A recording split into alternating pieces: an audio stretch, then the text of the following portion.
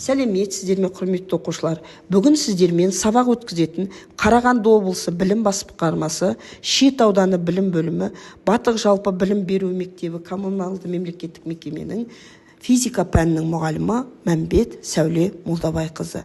Бүгінгі өтетін тақырыбымыз 5-ші тарау бойынша электр тоғы көздері. Бүгінгі сабағымыздың мақсаты электр тоғы ұғымын және электр тоғының пайда болу шарттарын түсіндіруге оқушылар өздеріне бағыт беру. Электр схемасын графикалық бейнелеуде электр тізбек элементтерінің шартты белгілерін қолдана алу. Құндылықтарды дарытуда оқушылар академиялық адалдыққа тәрбиелеу тапсырмаларды орындау барысында өз метімен жұмыс істеуге үйрету. Оқушылардың бойында жауаптылық, азаматтық ұстанымды қалыптастыру. Өмір бойы білім алу құндылығын сыни тұрғыдан ойлау арқылы білімге деген құштарлығын қалыптастыру. Оқушылар арасында ынтымақтастық ортаны қалыптастыру. Құрметті оқушылар, жалпы электр тоғы дегеніміздің өзі не деп ойлайсыңдар? Электр тоғы дегеніміз зарядталған бөлшектердің белгілі бір ретпен қозғалысын айтамыз. Ток күші дегеніміз не? Өткізгіштің көлденең қимасы арқылы қандай да бір уақыт аралығында тасымалданатын электр мөлшерінің сол уақыт аралығына қатынасын айтамыз. Ток күшін I әрпімен белгілейміз, электр зарядын Q әрпімен белгілейміз, және белгілі бір уақытты өзіміз білеміз, Т әрпімен белгіленетініміз. Формуласы міне жазылып тұр. Енді электр тоғы пайда болып, және оның ұзақ уақыт сақталу үшін қандай шарттар қажет екен? Өткізгіште зарядталған денелерге белгілі бір күшпен әрекет ететін тұрақты электр өрісі болу керек.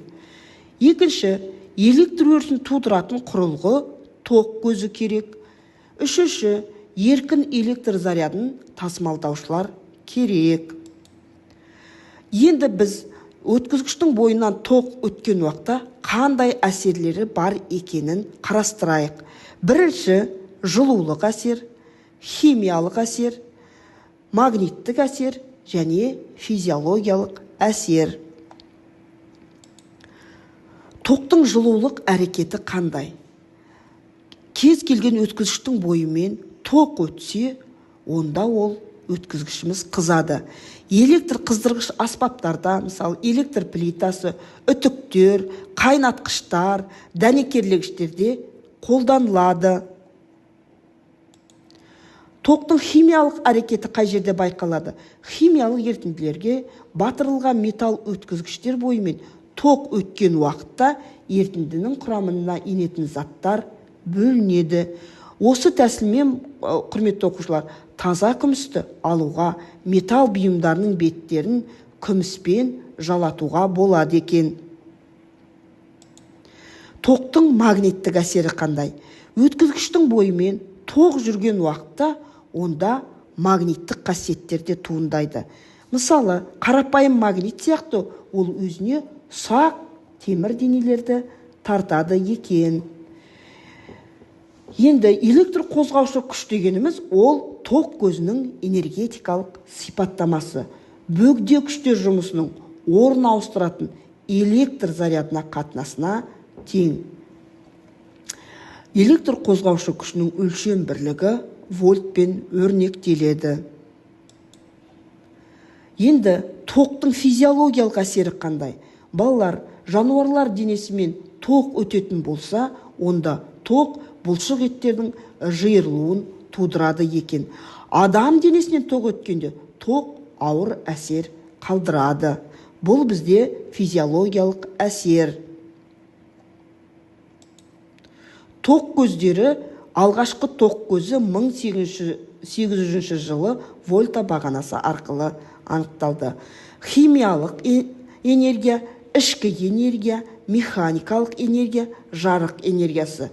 Енді қараңдар, электр энергиясы бұл гальваникалық элемент, термоэлемент, генератор және фотоэлемент екен. Гальвани элементі біз өзіміз суреттегі көріп отырғандай күнделікті өмірде өзіміз көретін нені байқауға болады, құрметті оқушылар.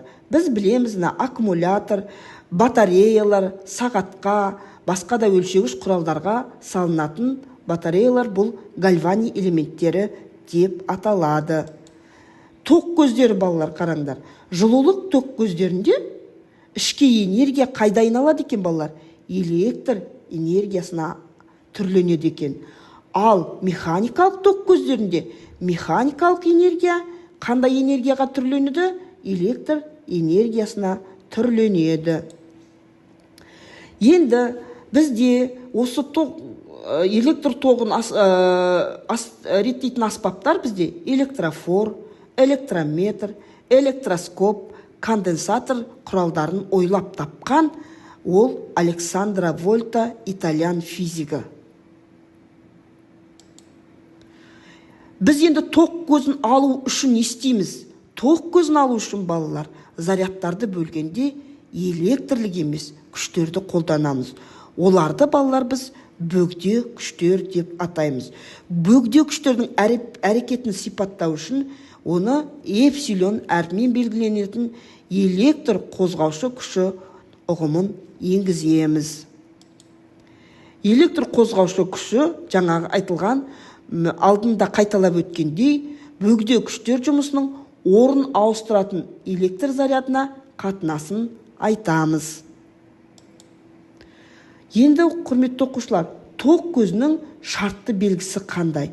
Мына бізде суретте көрсетіліп тұрған шартты белгіміз гальвани элементі мен аккумулятордың оң полюсы ұзын сызықпен, ал теріс полюсы қысқа сызықпен кескінделеді. Генераторлардың полюстерінде оң және теріс таңбалар қойылады. Оны да өздерің күнделікті өмірде көріп, байқап жүрсіңдер. Андре Мари Ампер тәжірибе жүзінде тоғы бар екі параллель өткізгіштің өзара әрекеттесу күштері бойынша анықтаған. Ал енді біз жаңа айттық, тоқ күшінің өлшем бірлігі ампер дедік. Сонда 1 ампер вакуумде бір-бірінен 1 метр қашықтықта орналасқан көлденең қимасының ауданы өте аз, шексіз, ұзын түзу екі өткізгіштің бойымен өтетін тұрақты тоқ күші. Әлсіз және күшті тоқтарды өлшеу үшін, оқушылар, тоқ күшінің үлестік және еселік өлшем бірліктері қолданылады. Білетініміз біздің үлестік миллиампер, микроампер, ал еселік килоампер. 1 миллиамперіміз, балалар, егер стандарт түрде жазатын болсақ, ол 10-ның -3 дәрежесіндегі ампер. Ал 1 микроамперіміз ол 10-ның -6 дәрежесіндегі амперге тең болады. Еселік үлесіміз 1 килоамперіміз, сендер оны өздеріңде жақсы білесіңдер, 10-ның 3 дәрежесіндегі амперге тең болады. Біздің үйіміздегі жарықтандыруға қолданылатын қыздыру шамдарының тоқ күші олардың қуатына сәйкес 700-ден 400 миллиамперге дейін болады. Біз жаңа үлестік және еселік өлшем бірліктерді байқадық. Сонда, балалар, 400 миллиампер дегеніміз қандай? Үлестік пе, жоқ еселік пе? Бұл әрине үлестік. 400 миллиамперді амперге айналдыратын болсақ, қанша болады деп ойлайсыздар? Ол 400 көбейтілген 10-ның -3 дәрежесіндегі амперге тең болады. Так, 1 ампер, балалар, тоқ күші адам өміріне, балалар, өте қауіпті екен. Мысалы, тоқ күшінің формуласын біз жаңа ғана айттық. Өткізгіш бойына өткен зарядтың уақытқа қатынасы дедік. Енді осы арқылы, егерде бізде тоқ күші белгілі болса, зарядты қалай анықтаймыз? Заряд тоқ күші мен уақыттың көбейтіндісіне тең болады. Ал зарядтың өлшем бірлігі 1 кулон. Кулон ол 1 ампер көбейтілген 1 секундқа тең болады. Ал тоқ көзін өлшейтін құрылғыны біз амперметр деп атаймыз. Қараңыздар, құрметті оқушылар, мына сұлбада бізде не көрсетілген? Амперметр құрылғысы көрсетілген. Ол сұлбада қалай белгіленеді балалар? А әрпімен белгіленеді. Өлшем бірлігі А дейм, ампер, ал белгіленуі А. Және ол қалай жалғанады екен балалар? Бұл тізбектей жалғанады. Міне сіздерде сұлбада жалғануы көрсетілген. Жақсылап назар салып көріп алайық.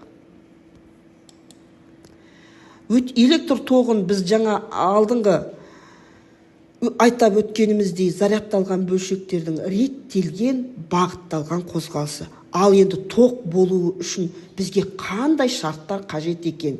Ең бірінші, еркін заряд бар болуы керек. Ол иондар мен электрондар. Одан кейін электр өрісінің пар болу үшін не керек балалар? Тоқ көзінің пайда болады. Тоқ әсерлерін жаңа алдыңғы неде атап өткендей, ол 4 әсері бар.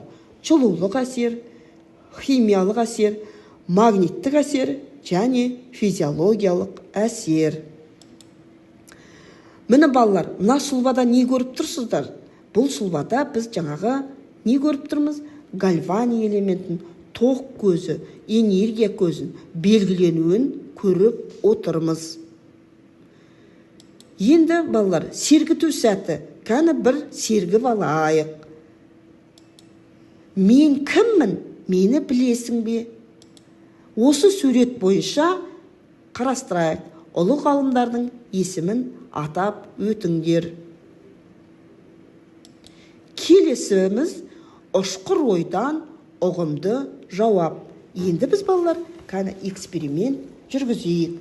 Бізге техникалық майлардан тазартылған шеге, темір шеге және мыс сымын және жарты лимонды алайық. Сонымен қатар біздегі құрылғы гальванометрді қолданайық. Біз жаңағы сымдар мен гальванометрді қосыңыздар, құрметті оқушылар. Енді қараңдар, сол уақытта гальванометрдегі өзгерісті дәптерлеріңе жазып алыңдар. Белгілі бір уақыт аралығында өзгерісін байқайсыңдар. Енді қараңдар, орын алған құбылысқа не істейміз балалар? Кән өздерің теориялық талдау жасап, кішкене өздерің реферат жазып келулеріңе болады. Балалар, енді осыны мына инсерт кестесімен жұмыс жасаған уақытта білемін. Осы эксперимент жайында не білесің?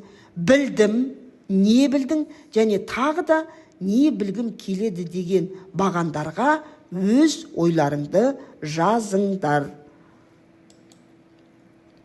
Сабақтағы көңіл күйлеріңді белгілеңдер, құрметті оқушылар. Қандай көңіл күйде бүгін отырсыңдар?